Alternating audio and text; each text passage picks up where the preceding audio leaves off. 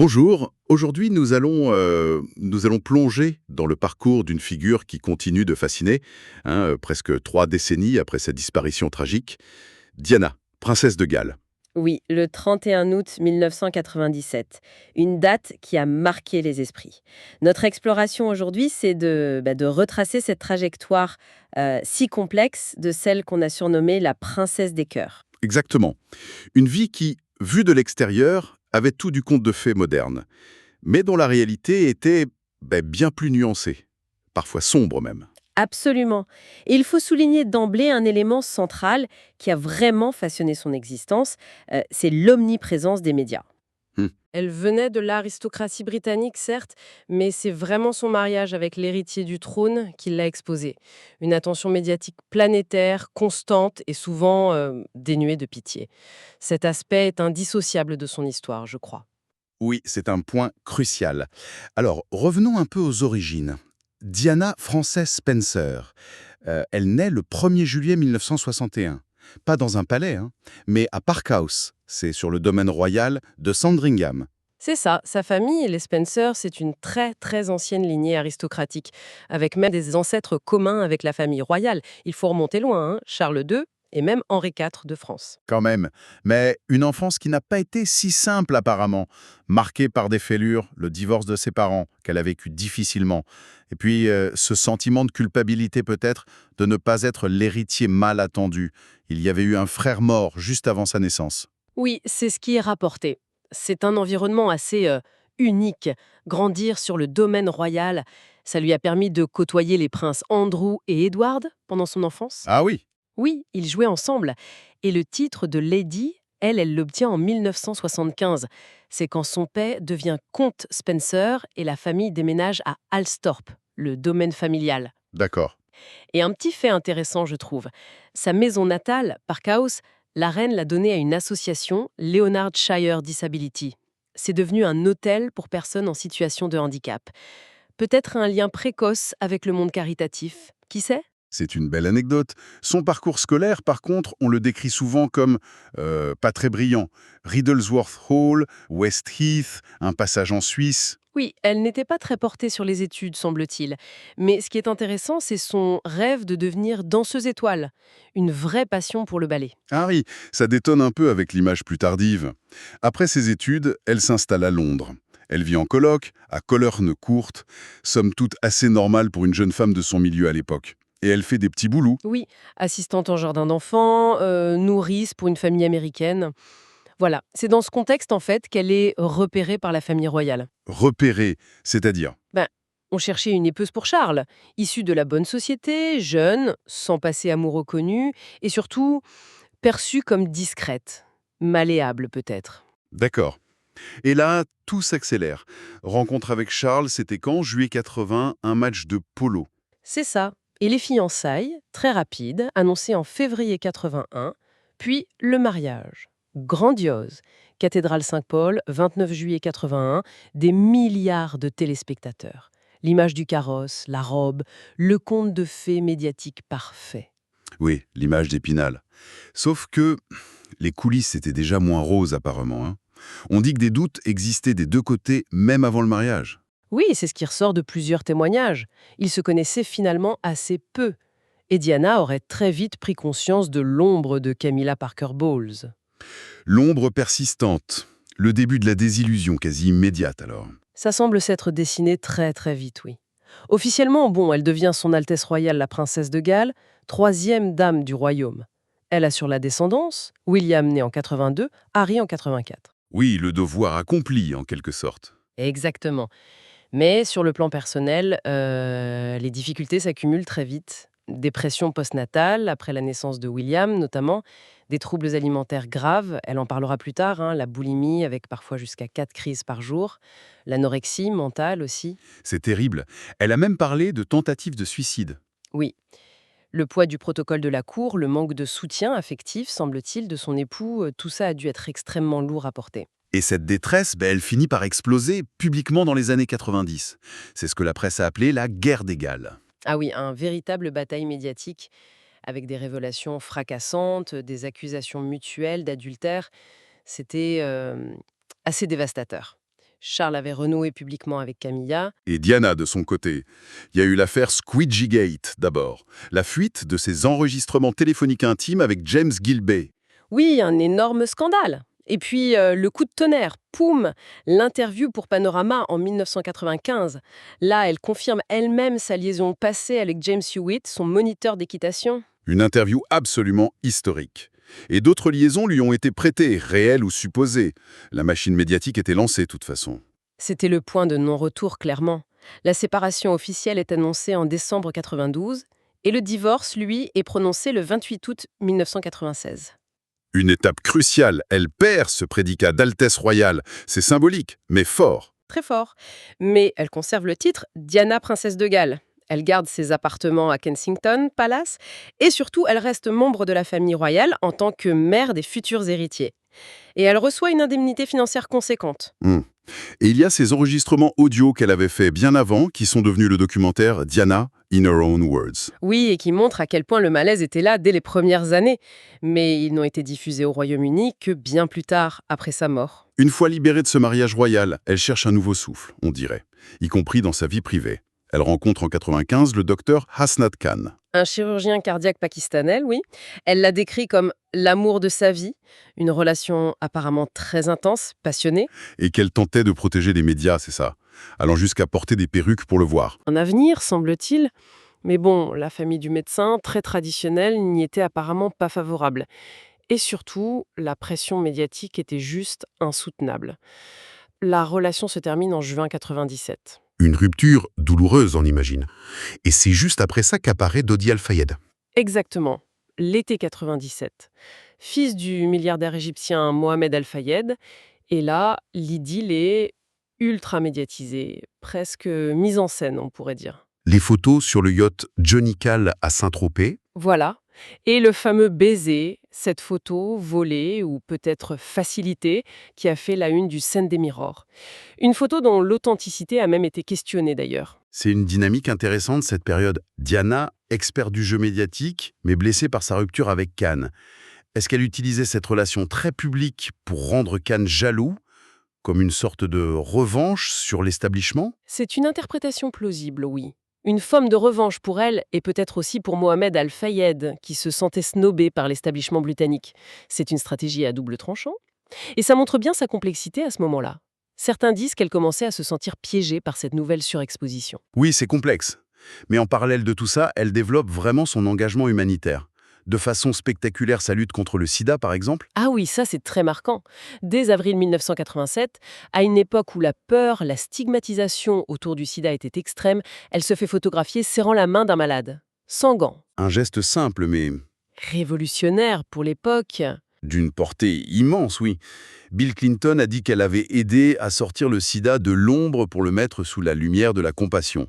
C'est fort. Très fort. Et dans les derniers mois de sa vie, elle s'investit à fond dans une autre cause, les mines antipersonnelles. Oui, corps et âme. Son voyage en Angola en janvier 97 avec la Croix-Rouge et le Halo Trust. Très médiatisé. Les images d'elle marchant dans un champ de mines et déminées ou réconfortant des victimes, ça a fait le tour du monde. Elle est aussi allée en Bosnie en août 97. Oui, avec le Landmine Survivors Network. Beaucoup pensent que son influence a été décisive pour accélérer la signature du traité d'Ottawa qui interdit ces armes. Il a été signé en décembre 97, quelques mois après sa mort. Son impact a été réel, indéniable. On peut aussi citer son soutien à l'association des sourds britanniques. Elle avait même appris la langue des signes. Elle utilisait vraiment sa célébrité pour mettre en lumière des causes difficiles. Et puis, arrive cette nuit fatidique. Du 30 au 31 août 1997, Diana et Dodi Al-Fayed rentrent de Sardaigne. Ils atterrissent au Bourget, près de Paris. C'est ça, le plan c'était de dîner au restaurant chez Benoît, mais il y avait une nuée de paparazzi. Du coup, ils se réfugient au Ritz, l'hôtel de Mohamed Al-Fayed. Ils finissent par dîner dans leur suite. Et vers minuit et quart, ils tentent de partir discrètement. Une manœuvre de diversion avec les voitures habituelles. Oui, et eux partent par une sortie arrière, dans une Mercedes S280 noire, conduite par Henry Paul, le chef de la sécurité par intérim du Ritz, avec Trevor Rhys-Jones, le garde du corps, à l'avant. Mais les photographes les repèrent quand même. Et la course-poursuite s'engage sur les quais de Seine. Voilà, la voiture roule très très vite, et elle s'engouffre dans le tunnel du pont de l'Alma. Les expertises diront plus tard vitesse entre 118 et 155 km/h avant l'entrée du tunnel. L'impact final contre le pilier, c'est autour de 105 km/h. C'est énorme. Oui, et peu avant 0,23, le conducteur perd le contrôle. La Mercedes tape le mur droit, ricoche violemment et s'encastre de plein fouet dans le 13e pilier en béton du terre-plein central. Le choc est... Effroyable. Les conséquences sont immédiates. Dodi Al-Fayed et le chauffeur Henry Paul sont tués sur le coup. Oui. Trevor Rhys-Jones, à l'avant, est très grièvement blessé, mais il survivra, sans doute grâce à l'airbag. Et Diana, elle est retrouvée vivante, mais inconsciente, coincée à l'arrière. Les secours arrivent vite, mais l'intervention sur place dure longtemps, c'est ça? Près d'1 heure pour la désincarcérer, la stabiliser? Oui, c'est l'approche française des secours d'urgence. Stabiliser avant de transporter. Une approche qui a été débattue par la suite. Certains experts, notamment anglo-saxons, estimant qu'un transport plus rapide vers l'hôpital aurait été préférable. C'est le débat du scoop and run versus stay and play. D'accord. Elle est finalement transportée à l'hôpital de la Pitié-Salpêtrière. Oui, mais le trajet est lent, pour ne pas aggraver son état. Elle souffre d'une hémorragie interne massive. Elle a déjà fait plusieurs arrêts cardiaques dans l'ambulance. Elle arrive à l'hôpital vers 2 heures du matin. C'est ça. Les chirurgiens tentent une opération de la dernière chance, une thoracotomie. Et là, ils découvrent la lésion fatale, une déchirure de la veine pulmonaire gauche, tout près du cœur, impossible à réparer. Malgré tous les efforts, son cœur s'arrête. Elle est déclarée morte à 4h25 du matin. L'annonce de sa mort, ça a été un choc mondial. S'ensuivent les enquêtes bien sûr. Qu'est-ce qu'elles ont conclu officiellement? Il y a eu 2 grandes enquêtes. L'enquête française, terminée en 1999, elle a conclu à la responsabilité écrasante du chauffeur, Henry Paul. Pourquoi? Les analyses ont révélé un taux d'alcoolémie très élevé, presque 3 fois la limite légale française, et aussi la présence d'antidépresseurs incompatibles avec l'alcool. Sa vitesse excessive et la perte de contrôle en essayant d'échapper au paparazzi, voilà les causes directes selon cette enquête. Et la Fiat Uno blanche? L'enquête française a mentionné une possible collision légère avec une Fiat Uno blanche juste avant le crash, oui. Mais ni la voiture ni son conducteur n'ont jamais été formellement identifiés. Quant aux photographes, ils ont été poursuivis mais ont bénéficié d'un non-lieu. D'accord. Et l'enquête britannique, elle... Elle a été beaucoup plus longue, plus approfondie. L'opération Paget. Elle s'est terminée en 2008 avec un verdict de jury populaire. Ils ont conclu à un homicide par imprudence. Homicide par imprudence, c'est-à-dire? La responsabilité a été partagée, si tu veux, imputée conjointement au chauffeur, Henry Paul, pour sa conduite dangereuse, sous influence, et au véhicule des paparazzi qui suivaient la Mercedes. Ah, donc les paparazzis ont été jugés co-responsables par les Britanniques. Oui. L'enquête a aussi souligné des facteurs aggravants importants, le fait que ni Diana ni Dodi ne portaient leur ceinture de sécurité à l'arrière, et l'impact fatal contre ce pilier du tunnel dont la dangerosité a été pointée du doigt. Mais malgré ces conclusions assez claires, les controverses, elles n'ont jamais vraiment cessé. Mohamed Al-Fayed notamment. Ah oui, le père de Dodi, il a toujours rejeté violemment la thèse de l'accident. Il a crié au complot, accusant le MI6, les services secrets britanniques et même le prince Philippe d'avoir orchestré un assassinat. Des théories du complot assez élaborées. Oui, mais l'opération Paget les a formellement écartés après une enquête très poussée, les jugeant sans aucun fondement. Plus tard, en 2013, il y a eu d'autres allégations sur une possible implication des forces spéciales, le SAS. Mais Scotland Yard a jugé ça non crédible. Et il y a aussi cette histoire sur la voiture elle-même, la Mercedes. Oui, des révélations, notamment dans un livre en 2017, disant que cette voiture avait eu un grave accident des années avant, qu'elle avait été reconstruite, classée comme épave. Ça a soulevé des doutes sur sa fiabilité mécanique ce soir-là. Apparemment, l'épave aurait été détruite discrètement en 2019. Tout ça alimente forcément les spéculations. Bien sûr. Ces zones d'ombre, réelles ou supposées, contribuent à la fascination et aux questions qui entourent encore cet événement tragique. Et puis il y a eu la publication de photos de Diana juste après l'accident par un magazine italien en 2006. Ça avait ravivé l'émotion et la polémique. L'émotion, elle a été planétaire, c'est vrai. La semaine qui a suivi sa mort, c'était quelque chose d'inédit. Cette vague de deuil collectif. Oui, une intensité incroyable. Des millions de gens à Londres, ces tapis de fleurs devant Kensington, devant Buckingham. Et les funérailles le 6 septembre 97, à l'abbaye de Westminster, suivies par des milliards de personnes dans le monde. Une période où la famille royale a d'ailleurs été pas mal critiquée, hein, pour sa réaction initiale. Oui, jugée trop froide, trop distante, trop protocolaire. Le fameux débat sur le drapeau en berne à Buckingham, la reine a même dû faire une allocution télévisée exceptionnelle, plus personnelle. Pour calmer le jeu, en quelque sorte. C'est ça. Et lors des funérailles, il y a eu le discours du frère de Diana, Charles Spencer, Mhm. très remarqué. Ah oui, un hommage poignant, mais aussi une critique assez directe de la presse et peut-être même de la famille royale. Il a été applaudi, je crois. Oui, applaudi dans l'abbaye et à l'extérieur. Ça montrait bien à quel point Diana incarnait, pour beaucoup, une forme de rupture avec la tradition, une figure un peu rebelle. Et aujourd'hui, quelle est son empreinte? Est-ce que la Dianamania, comme on disait, existe encore? L'intensité a sans doute fluctué. Le pic émotionnel juste après sa mort, c'était énorme, puis ça s'est un peu calmé. Mais l'intérêt revient régulièrement, surtout pour les anniversaires, comme les 20 ans de sa mort en 2017. Sa mémoire est entretenue quand même. Oui, la flamme de la liberté à Paris, près du tunnel, c'est devenu un mémorial spontané. Son lieu de sépulture à Alstorp reste un lieu de pèlerinage, même si c'est privé. Et puis, elle continue d'inspirer. Des films comme The Queen, Spencer, des documentaires, des séries comme The Crown. Oui, The Crown a beaucoup ravivé l'intérêt, c'est vrai. Tout à fait. Le concert organisé par ses fils, William et Harry, en 2007, c'était un moment fort aussi.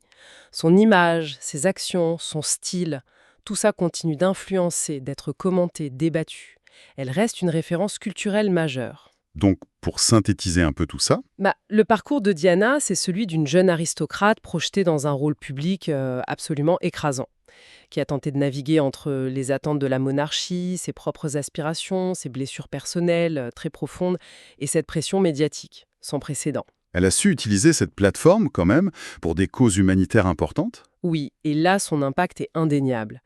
Et sa fin tragique, où se mêlent vitesse, alcool, poursuite médiatique et peut-être une part de fatalité, ça continue de susciter une fascination teintée de tristesse et toujours beaucoup d'interrogations. Et ça nous amène peut-être à une dernière réflexion pour conclure. Au-delà du drame, des paillettes, des polémiques, qu'est-ce qui, dans l'histoire de Diana, résonne encore si fort aujourd'hui, tu crois? Bonne question. Est-ce que c'est cette image de vulnérabilité, mais aussi de défi face aux traditions? Son engagement sincère pour des causes que personne ne regardait? Ou alors, est-ce que c'est le symbole tragique d'une époque où la célébrité et l'intrusion des médias ont atteint un point de non-retour? Un avertissement qui reste peut-être très pertinent, non, à l'ère des réseaux sociaux? C'est une excellente question. Peut-être un peu de tout ça à la fois. Sa complexité, justement, fait qu'elle continue de nous parler.